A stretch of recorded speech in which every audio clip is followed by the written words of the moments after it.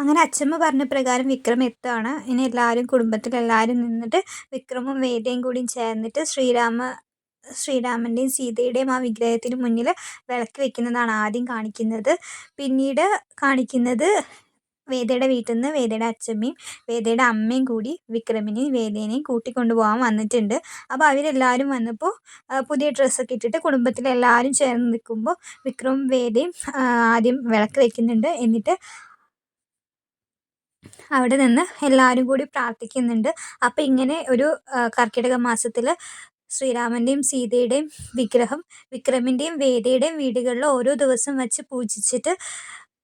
പൂജിക്കണമെന്നുള്ളത് അച്ഛമ്മയുടെയും മുത്തശ്ശിയുടെയും idea ആയിരുന്നു. അവരുടെ പദ്ധതിയാണ്. അതിന് വേണ്ടിയിട്ടുള്ള എല്ലാ കാര്യങ്ങളും ചെയ്തതും മുത്തശ്ശിയും അച്ഛമ്മയായിരുന്നു. അങ്ങനെ സന്തോഷത്തിൽ ഒരു ദിവസം കടന്നു പോകുമായിരുന്നു.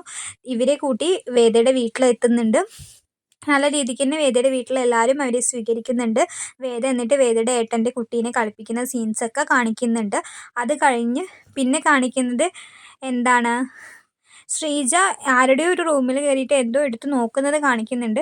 പെട്ടെന്ന് ഞെട്ടിയിട്ട് ശ്രീജയുടെ കയ്യിൽ നിന്ന് താഴെ വീണ് പൊട്ടുന്നുണ്ട്. പിന്നെ കാണിക്കുന്നത് വർഷേനെയും നന്ദിനിയെടുത്തിനെയാണ്. വർഷയും നന്ദിനിയെടുത്തും ചേർന്നിട്ട് എന്തോ ഒരു ഗൂഢപദ്ധതി തയ്യാറാക്കുന്നുണ്ട്. അതിൽ ആ വീട്ടിൽ വീണ്ടും പ്രശ്നങ്ങൾ തുടങ്ങുകയാണ് കേട്ടോ. വർഷ പിന്നീട് കാണിക്കുന്നുണ്ട് വർഷയുടെ 4 വളകൾ കാണാനില്ലാന്ന്. 4 വളകൾ കാണാനില്ല, സ്വർണത്തിൻ്റെ 4 വളകൾ കാണാനില്ല എന്ന് പറയുന്നുണ്ട്.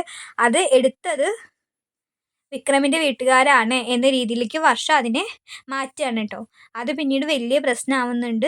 എന്നിട്ട് മുത്തശ്ശിയോട് വിക്രം തന്നെ പറയുന്നുണ്ട്, മുത്തശ്ശിയാണ് സെൻറ്റിമെൻ്റൽ ഡയലോഗൊക്കെ അടിച്ചിട്ട് എന്നെ ഇവിടെ കൊണ്ടുവന്നത്. ശ്രീരാമൻ്റെയാണ്, സീതയുടെയാണ്, കർക്കിടക മാസമാണ്, പൂജയാണെന്നൊക്കെ പറഞ്ഞ് എന്നെ ഇവിടെ വിളിച്ചു വരുത്തിയിട്ട് സെൻറ്റിമെൻ്റൽ ഡയലോഗ് അടിച്ചതൊക്കെ മുത്തശ്ശിയാണ്. എന്നിട്ടിപ്പോൾ എന്തായി? മോഷണ കുറ്റത്തിന് ഇപ്പം നമ്മുടെ വീട്ടുകാരല്ലേ പ്രതികളായി നിൽക്കേണ്ടി വന്നത്. ഇനി മുത്തശ്ശിക്ക് മതിയായില്ലേ എന്നുള്ള രീതിയിലൊക്കെ വിക്രം മുത്തശ്ശീനെ ചോദ്യം ചെയ്യുന്നുണ്ട് കേട്ടോ. പിന്നീട് എന്തോ പറയുന്ന തർക്കത്തിൻ്റെ ഇടയിൽ ശ്രീകാന്തിൻ്റെ കോളർ കയറിയിട്ട് വിക്രം പിടിക്കുന്നുണ്ട്. അപ്പോൾ അങ്ങനെ ഒരു അടിപിടി ലെവലിലേക്ക് ആ ഒരു നല്ലൊരു ദിവസം മാറുകയാണ് ചെയ്യുന്നത് കേട്ടോ. ഇത് ഒരു പ്ലാനിങ് ആണ്. ഇനി അത് ആരാണ് ആ മോഷണം ചെയ്തത്, ഇനി ആരുടെ മേലാണ് അവരത് കെട്ടിവെക്കുന്നതെന്ന് അറിയില്ല.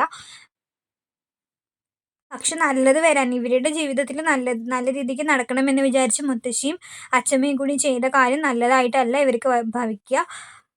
പിന്നീട് അത് വലിയ വലിയ പ്രശ്നങ്ങളിലേക്ക് നീണ്ടു പോവുകയാണ് ചെയ്യുന്നത് കേട്ടോ. ഇതാണ് നമുക്ക് വീക്കെൻഡ് പ്രമോ ആയിട്ട് തന്നിട്ടുള്ളത്. ഇവരുടെ സന്തോഷമുള്ള കുറച്ച് നിമിഷങ്ങൾ തന്നാലും അത് വീണ്ടും ചെന്നെത്തുന്നത് ഒരു വിഷമത്തേക്ക് തന്നെയാണ്.